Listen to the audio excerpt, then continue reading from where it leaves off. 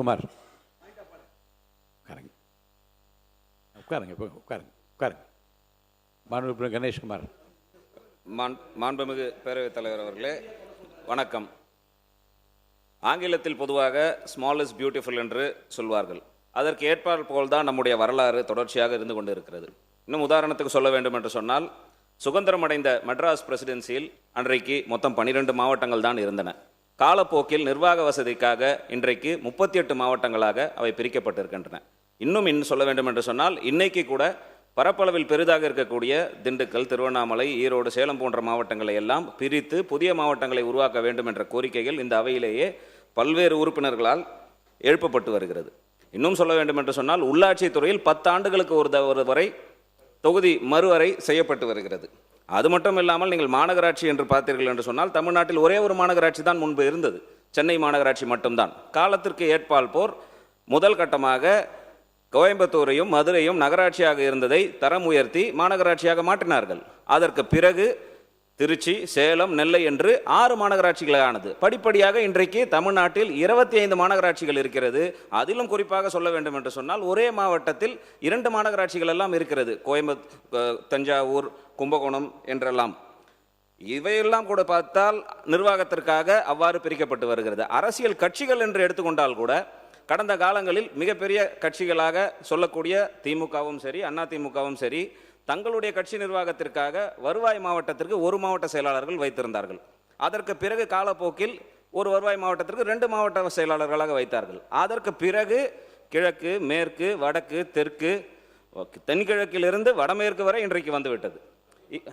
மத்திய கூட வந்துருச்சு. அப்படி பார்க்கும் பொழுது இதை விட இன்னும் அதிகமாக சொல்ல வேண்டும் என்று சொன்னால், இன்னைக்கு தமிழ்நாட்டில் ஒரு தனிபெரும் கட்சி, சிங்கிள் லார்ஜஸ்ட் பார்ட்டியாக இருந்து கொண்டிருப்பது தமிழக வெற்றிக் கழகம். அப்படி தமிழக வெற்றிக் கழகத்தில் எடுத்துக்கொண்டால் கூட ஒரு தொகுதிக்கு ஒரு மாவட்ட செயலாளர் என்ற அடிப்படையில் வைத்துக் கொண்டு இருக்கக்கூடிய சூழ்நிலையில் இந்தியாவினுடைய மொத்த வாக்காளர்களுடைய எண்ணிக்கை 97,98,00,000 இன்றைக்கு இருப்பதோ 543 தொகுதிகள் தான். கிட்டத்தட்ட நம்ம 100 கோடி வாக்காளர்களை நெருங்கி கொண்டிருக்கக்கூடிய சூழ்நிலையில் இது அளவீடு என்று எடுத்து பார்த்தீங்கன்னா, சராசரியா ஒரு நாடாளுமன்ற தொகுதிக்கு 18 லட்சம் வாக்காளர்கள் கிட்ட வருகிறார்கள். மக்கள் தொகை என்று எடுத்தால் அது ஒரு 20 லட்சமாக இருக்கும். தமிழ்நாட்டில் அப்படியே பார்த்தீங்கன்னா, தமிழ்நாட்டுடைய மொத்த வாக்காளர்களுடைய எண்ணிக்கை 5,73,00,000, கிட்டத்தட்ட 6 கோடி வாக்காளர்களை நாம் நெருங்கி கொண்டு இருக்கிறோம். அப்படி நீங்கள் கணக்கு எடுத்து பார்த்தீங்க என்று சொன்னால் இருப்பதோ 39 தொகுதி. அந்த 39 தொகுதிக்கு எடுத்தீங்கன்னா கிட்டத்தட்ட 14.5 லட்சத்திலிருந்து 18 லட்சம் வரை இருக்கும். கடந்த நாடாளுமன்ற தேர்தலில் கூட நான் ஆரணி நாடாளுமன்ற தொகுதியில் போட்டியிட்டு வெற்றி வாய்ப்பை இழந்தவன். அந்த தொகுதியில் 15 லட்சம் வாக்காளர்கள், கிட்டத்தட்ட 17 லட்சம் மக்கள் தொகை இருக்கக்கூடிய வாய்ப்புகள் இருக்கிறது. இப்போ உலக நாடுகளில் எடுத்துக்கிட்டிங்கன்னா, ஐநா சபையில் அங்கீகரிக்கப்பட்ட நாடுகள் 195, அங்கீகரிக்கப்படாத நாடுகளை எல்லாம் சேர்த்தால் 230. இப்படி நீங்கள் அந்த நாட்டுகளுடைய மக்கள் தொகையும் நம்முடைய தொகுதியினுடைய வாக்காளர்களின் எண்ணிக்கையும் கணக்கிட்டாலே கூட ஆரணி நாடாளுமன்ற தொகுதி 43வது பெரிய நாடிற்கு சமமாக இருந்து கொண்டிருக்கும். உதாரணத்துக்கு சொல்ல வேண்டும் என்று சொன்னால், Iceland, Maldives, Brunei, Malta, Cyprus போன்ற நாடுகளின் மக்கள் தொகையை விட ஒரு நாடாளுமன்ற தொகுதியினுடைய வாக்காளர்கள் மிக அதிகமாக இருந்து கொண்டிருக்கக்கூடிய சூழ்நிலை இன்னைக்கு இருந்து கொண்டிருக்கிறது. இதையெல்லாம் கருத்தில் வைத்து கடந்த காலங்களில் இந்த தீர்மானத்தை, இந்த ஒரு சட்ட முன்வடிவை மத்திய அரசாங்கம் கொண்டு வந்த முயற்சித்த பொழுது அன்றைக்கு ஆளுங்கட்சியாக இருந்த திமுக 5/3/2025 ஒரு அனைத்து கட்சி கூட்டத்தை கூட்டினார்கள். அந்த கூட்டத்தில் திமுக பங்கேற்றது, அதிமுக பங்கேற்றது, பாட்டாளி மக்கள் கட்சியின் சார்பாக பாட்டாளி மக்கள் கட்சியினுடைய தலைவர் மருத்துவர் அன்புமணி ராமதாஸ் பங்கேற்றார், தமிழக வெற்றி கழகமும் பங்கேற்றது. தமிழக வெற்றி கழகத்தின் சார்பாக அப்போதைய பொதுச் செயலாளர் மரியாதைக்குரிய மாண்புமிகு நீர்வளத்துறை அமைச்சர் மரியாதைக்குரிய அண்ணன் என் ஆனந்த் அவர்கள் அந்த கூட்டத்தில் கலந்து கொண்டார்கள்.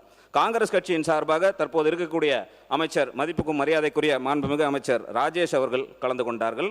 அதேபோல் காங்கிரஸ் கட்சியினுடைய தலைவர் செல்வ பெருந்தகை அவர்கள் கலந்து கொண்டார்கள். விடுதலை சிறுத்தைகள் கட்சி என்று நீங்கள் எடுத்துக்கொண்டால் அதனுடைய பொதுச் செயலாளர் மதிப்புக்கும் மரியாதைக்குரிய அண்ணன் தொல் திருமாவளவன் அவர்கள் அந்த கூட்டத்தில் பங்கேற்றார். அவருடைய நாடாளுமன்ற உறுப்பினர் மரியாதைக்குரிய ரவிக்குமார் அவர்களும் பங்கேற்றார்கள். மதிமுக சார்பில் அதனுடைய பொதுச் செயலாளர் வைகோ அவர்கள் பங்கேற்றார். இந்திய கம்யூனிஸ்ட் கட்சியின் சார்பாக அப்போதைய அவர்களுடைய தலைவர் மரியாதைக்குரிய தோழர் முத்தரசன் அவர்கள் அப்பொழுது பங்கேற்றார்கள். மார்க்சிஸ்ட் கம்யூனிஸ்ட் கட்சியின் சார்பாக அதனுடைய தோழர் தலைவர் மரியாதைக்குரிய சண்முகம் அவர்கள் அன்றைக்கு பங்கேற்றார்கள். அது மட்டும் இல்லாமல் இந்த அவையில் இருக்கக்கூடிய சட்டமன்ற உறுப்பினர்களாக இருக்கக்கூடிய மரியாதைக்குரிய சட்டமன்ற உறுப்பினர் ஜவஹர் உல்லா அவர்களுக்கும் மரியாதைக்குரிய சட்டமன்ற உறுப்பினர் தமிமுன் அன்சாரி போன்ற அனைத்து கட்சி பிரதிநிதிகள் மட்டுமல்லாமல் இயக்கங்களின் பிரதிநிதிகளும் பங்கேற்று அந்த கூட்டத்தில் பாட்டாளி மக்கள் கட்சியினுடைய தலைவர் மருத்துவர் அன்புமணி ராமதாஸ் முன்வைத்த கோரிக்கை என்னவென்று சொன்னால், இங்கே தமிழ்நாட்டை பொறுத்தவரை 2026ஆம் ஆண்டு எடுக்கப்படுகின்ற மக்கள் தொகை கணக்கெடுப்பின் அடிப்படையில் இந்த தொகுதி வரையறை நடத்தப்படுமே ஆனால் பாட்டாளி மக்கள் கட்சி அதை கடுமையாக எதிர்க்கும் என்று அந்த நேரத்தில் பதிவு செய்த கையோடு, அதே நேரத்தில் இன்றைக்கு 543 தொகுதிகளில் தமிழ்நாட்டில் 39 தொகுதிகள் இருக்கின்றன. விகிதாச்சார அடிப்படையில் எடுத்துக்கொண்டால் இது 7.18 வருகிறது. இந்த 7.18 விகிதாச்சார அடிப்படைக்கு குறையாமல் இந்த தீர்மானத்தை தொகுதி மறுவரையை ஒன்றிய அரசு செய்யுமே ஆனால் அந்த தீர்மானத்தை பாட்டாளி மக்கள் கட்சி வரவேற்கும் என்று அன்றைக்கு அந்த கூட்டத்தில் பதிய வைக்கப்பட்டது. இதையே ஒட்டி அனைத்து கட்சிகளும் ஒன்றாக இணைந்து அந்த கூட்டத்தில் நிறைவேற்றப்பட்ட தீர்மானத்தின் அம்சங்கள் என்னவென்று சொன்னால், நாடாளுமன்றத்தில் தற்போதைய உறுப்பினர்களின் எண்ணிக்கை உயர்த்தப்படும் பட்சத்தில் 1971ஆம் ஆண்டு மக்கள் தொகை அடிப்படையில் தற்பொழுது நாடாளுமன்றத்தில் இரு அவைகளிலும் மாநிலங்களிடையே எந்த விகிதத்தில் தொகுதிகளின் எண்ணிக்கை உள்ளனவோ அதே விகிதத்தில் தமிழ்நாடு உட்பட தென் மாநிலங்களின் தொகுதிகளின் எண்ணிக்கையை உயர்த்துவதற்கு தேவையான அரசியல் சட்டத்தை மேற்கொள்ள வேண்டும் என ஒன்றிய அரசை இந்த அனைத்து கட்சி கூட்டம் வலியுறுத்துகிறது. தொகுதி மறுசீரமைப்பின் காரணமாக நாடாளுமன்றத்தில் தமிழ்நாட்டின் தற்போதைய பிரதிநிதித்துவமான சதவீதம் 7.18 என்பதை எக்காரணம் கொண்டும் ஒன்றிய அரசு மாற்றம் செய்யக்கூடாது என்று இந்த கூட்டம் வலியுறுத்துகிறது என்று அந்த கூட்டத்தில் அனைத்து கட்சி இங்கே வந்திருக்கக்கூடிய அனைத்து கட்சியினுடைய பிரதிநிதிகளுடன் அந்த தீர்மானம் அன்றைக்கு நிறைவேற்றப்பட்டது. இதற்கு பிறகு ஏப்ரல் மாதம் 26ஆம் தேதி இந்த பில் நாடாளுமன்றத்தில் வந்த பொழுது தற்போதைய மாண்புமிகு உள்துறை அமைச்சர் மதிப்புக்கும் மரியாதைக்குரிய ஐயா அமித்ஷா அவர்கள் நாடாளுமன்றத்திலேயே தெளிவாக குறிப்பிட்டிருக்கிறார். Tamil Nadu has 39 seats, which is 7.18%. After passage of this bill, the number of MPs will be 59 and their percentage in the new house of 816 will be 7.23%.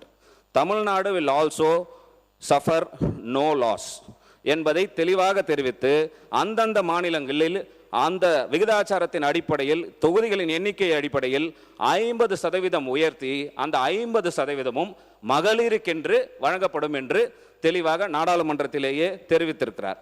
அது மட்டுமல்லாமல் அதேபோல் பாரத பிரதமர் மரியாதைக்குரிய நரேந்திர மோடி அவர்கள் தேர்தல் நேரத்தில் அதுவும் குறிப்பாக ஏப்ரல் 5ஆம் தேதி 2026இல் கேரளத்தில் தேர்தல் பிரச்சாரத்துக்கு வந்த பொழுது இது குறித்த தெளிவான விளக்கத்தை தெரிவித்திருக்கிறார்.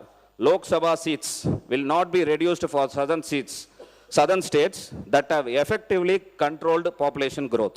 ஏனென்று சொன்னால் மக்கள் தொகை பெருகுவதை கட்டுப்படுத்தி இருக்கக்கூடிய தென் மாநிலங்களில் எந்த பாதிப்பும் வருவதற்கு ஒன்றிய அரசு விடுபடாது.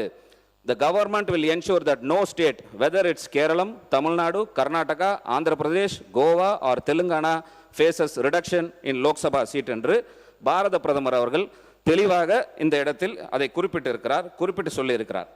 இவ்வாறெல்லாம் இருக்கும் பொழுது இன்னும் சொல்ல வேண்டும் என்று சொன்னால், அப்படி ஒரு தொகுதியின் அடிப்படையில் எண்ணிக்கை உயர்த்தப்பட்டால் 816 தொகுதிகள், அப்படி என்றால் கூடுதலாக 273 தொகுதிகள் நாடாளுமன்றத்தில் அதிகமாகிறது. நீங்க சொல்வது போல 33% என்று நம்ம எடுத்துக்கொண்டால் 176 தொகுதிகள் தான் பெண்களுக்கு ஒதுக்கப்படும். ஆனால் இன்றைக்கு மத்திய அரசு அமித்ஷா அவர்கள் மாண்புமிகு உள்துறை அமைச்சர் அமித்ஷா அவர்கள் சொல்லியிருப்பதை போல நடைமுறைப்படுத்தினால் 273 தொகுதிகள் பெண்களுக்கு வழங்கப்படுவதற்கான வாய்ப்பு என்று இருந்து கொண்டிருக்கிறது. இன்னும் ஒருபடி சொல்லணும்னு சொன்னால், தமிழ்நாட்டில் 1962 41 எம்பிகள் இருந்தாங்க. அதற்கு பிறகு 72 தான் 39ஆக குறைக்கப்பட்டது.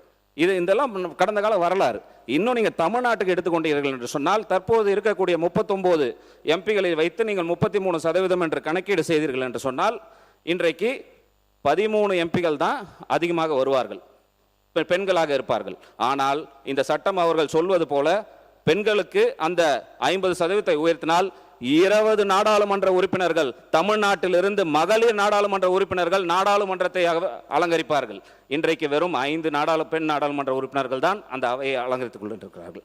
அது மட்டுமல்ல, நம்முடைய சட்டமன்றம் எடுத்துக்கொண்டால் கூட மாண்புமிகு முதலமைச்சர் அவர்கள் சொன்னது போல 234 தொகுதி இப்ப இருக்கின்ற வகையிலேயே நீங்கள் 33% மசோதாவை நிறைவேற்றினீர்கள் என்று சொன்னால், கூடுதலாக இன்றைக்கு சுருக்கமாக முடிச்சிருக்கேன். இன்னைக்கு 33% சொன்னீங்கன்னா 77 பெண் சட்டமன்ற உறுப்பினர்கள் தான் இந்த அவைக்கு கிடைப்பார்கள். ஆனால் நீங்கள் கூடுதலாக தொகுதியை வளர்த்து அதன் கூட நீங்க எடுத்து வச்சு பார்த்தீங்கள் என்று சொன்னால் நமக்கு கூடுதலாக 117 பெண் சட்டமன்ற உறுப்பினர்கள், மகளிர் சட்டமன்ற உறுப்பினர்கள் நமக்கு கிடைப்பார்கள். இன்றைக்கு இந்த அவையை எடுத்துக்கொண்டால் எங்களுடைய சட்டமன்ற கட்சி தலைவர் முனைவர் சௌமியா அன்பணி அவர்கள் உட்பட தமிழக வெற்றி கழகத்தினுடைய மாண்புமிகு அமைச்சர்கள் 4 பெண் உறுப்பினர்கள் உட்பட முதலமைச்சர் சொல்வது போல் 23 பெண் உறுப்பினர்கள் தான் இன்றைக்கு இருக்கிறார்கள். அப்படி இவ்வாறெல்லாம் இருக்கும் பொழுது மகளிருடைய உரிமையும் அதிகாரம் பெறுவதற்கும் எதிராக நாம் எல்லாம் இருக்க போகிறோமா? ஒருபொழுதும் பாட்டாளி மக்கள் கட்சி அப்படி இந்த வேலையை செய்யாது. ஒருபொழுதும் பாட்டாளி மக்கள் கட்சி இப்படி செய்யாது. மேலும் சொல்ல வேண்டும் என்று சொன்னால், எனக்கு முன்னால் சொன்னது போல இது குறித்த எந்த சட்ட முன்வடிவோ அதிகாரப்பூர்வ அறிவிப்போ இதுவரை வெளிவரப்படவில்லை. எந்த நாடாளுமன்ற உறுப்பினருக்கும் கொடுக்கல. நேத்திய இந்த சட்டமன்ற நிகழ்வில் கூட மாண்புமிகு வேப்பநாளி சட்டமன்ற உறுப்பினர் ஒசூர் விமான நிலையம் குறித்து கேட்டபோது மாண்புமிகு தொழில்துறை அமைச்சர் அவர்கள் தெளிவாக சொன்னாங்க, ஆதாரம் இருந்தால் கொடுங்க, ஆதாரத்தை வைத்து பேசுவோம், வாய்வழி செய்தியெல்லாம் வைத்து பேசுவது முறையாக இருக்காது என்று மாண்புமிகு தொழில்துறை அமைச்சர் இதே அவையில் பதில் சொன்னார். ஆனால் இன்னைக்கு செவி வழி செய்தியை வைத்து ஒரு தீர்மானத்தை நாம் இங்கே கொண்டு வந்திருக்கிறோம் என்பதை நாம் கருத்தில் கொள்ள வேண்டும். இவ்வளவு பெரிய தொகுதியை ஒரு நாடாளுமன்ற உறுப்பினராக நிர்வகிப்பது வாய்ப்பே கிடையாது.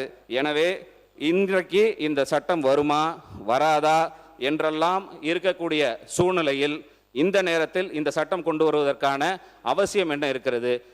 எனவே மாண்புமிகு முதலமைச்சர் அவர்கள் உடனடியாக இந்த தீர்மானத்தை திரும்ப பெற வேண்டும் என்று பாட்டாளி மக்கள் கட்சியின் சார்பாக கேட்டுக்கொள்கிறோம். ஏன் என்று சொன்னால், நடந்து முடிந்த அனைத்து கட்சி கூட்டத்தில் நம்முடைய கட்சி உட்பட அனைத்து கட்சியும் சேர்ந்துதான் இந்த தீர்மானத்தை நிறைவேற்றிருக்கிறோம். இன்றைக்கு இந்த தீர்மானத்தை நிறைவேற்றணும் என்று சொன்னால் அன்றைக்கு ஒரு நிலைப்பாடு, இன்றைக்கு ஒரு நிலைப்பாடு என்று அரசியல் இரட்டை நிலைப்பாடு என்ற பொருள் ஆகிவிடும். மேலும் இத்தீர்மானத்தை நிறைவேற்றுகிறீர்கள் என்று சொன்னால் இதில் ஒருமனதாக என்ற வாக்கியத்தை நீக்க வேண்டும் என்று தெரிவித்துக் கொண்டு, ஏனென்றால் பாட்டாளி மக்கள் கட்சி நீங்க உங்க கருத்தை மட்டும் சொல்லி முடியும். எந்த வாக்கியத்தை போட்டு நிறைவேற்றுவதை பற்றி நான் முடிவெடுப்பேன். ஏன் அந்த ஒருமனதாக என்ற வார்த்தை அந்த தீர்மானத்தில் இருக்க வேண்டாம் என்று நாங்கள் கேட்டுக்கொள்வதற்கு காரணம், இந்த தீர்மானத்தை பாட்டாளி மக்கள் கட்சி பெண்களின் உரிமைக்காகவும் அவர்கள் அரசியல் அதிகாரம் பெறுவதற்கும் எதிராக நாங்கள் பார்க்கின்ற காரணத்தினால் இந்த தீர்மானத்தை நாங்கள் ஆதரிக்கவில்லை என்று கூறி அமர்கிறேன். நன்றி. பிளே ஸ்டோர் மற்றும் ஆப் ஸ்டோரில் இருந்து பாலிமர் செயலியை QR கோடு மூலம் பதிவிறக்கம் செய்யுங்கள். செய்திகளை உடனுக்குடன் பெறுங்கள்.